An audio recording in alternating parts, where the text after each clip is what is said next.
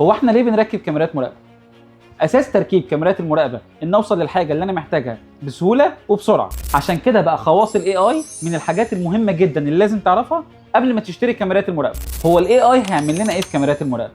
او ايه الخواص اللي هتساعدنا عشان نوصل للحدث بسهوله وبسرعه؟ اول خاصيه هنتكلم عنها هي خاصيه الماب تراك، واللي من خلالها هنقدر ان احنا نعمل تتبع للشخص اللي بيدخل المكان واشوف هو موجود دلوقتي فين بالظبط على الخريطه.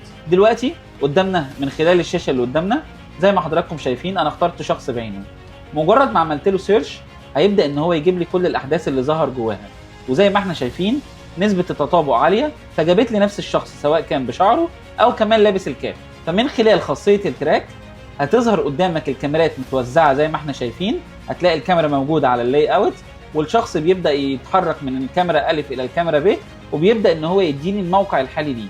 وبمجرد ما بدوس على الكاميرا بعينها هيبدا يديني كل الاحداث اللي الشخص ده ظهر فيها قدام الكاميرا. فبمجرد ما بدوس على الفيديو او بدوس على الكاميرا هيبدا يظهر لي عدد المرات اللي الشخص ده ظهر فيها قدام الكاميرا، وكل مره بدوس على الكاميرا بيبدا يديني الايفنت او الحدث اللي ظهر جواه.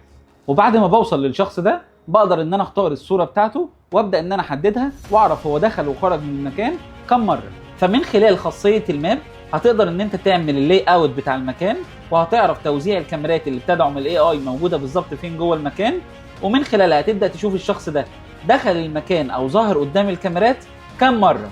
فبدا يظهروا لي بالاشكال المختلفه، مره بالطاقيه او من غير الطاقيه، وبدا يجيب لي كل الاماكن او كل الوقت اللي ظهر فيه قدام الكاميرا.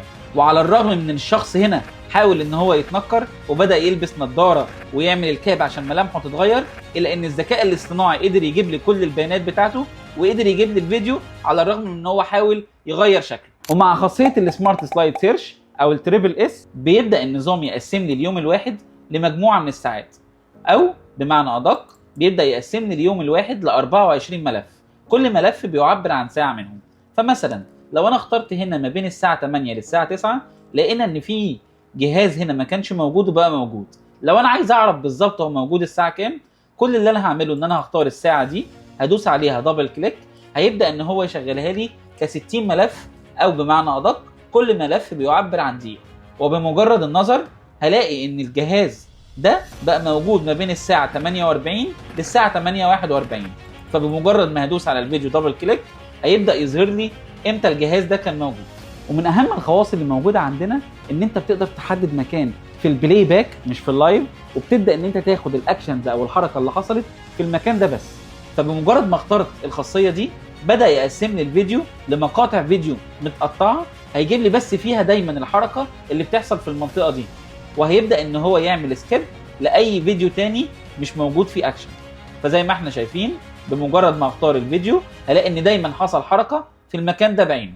ومع خاصيه التريب واير بتبدا ان انت ترسم منطقه، لو اي حد دخل المكان ده هيبدا يدي لك تنبيه، وبيقدر يفرق ما بين حركه الشخص وحركه الحيوانات الاليفه.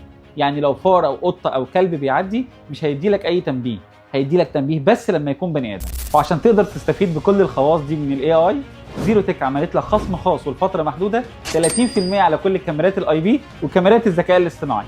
كلمونا على 16105 او زورونا بجميع فروعنا او سيب رساله وهيتم التواصل معاك.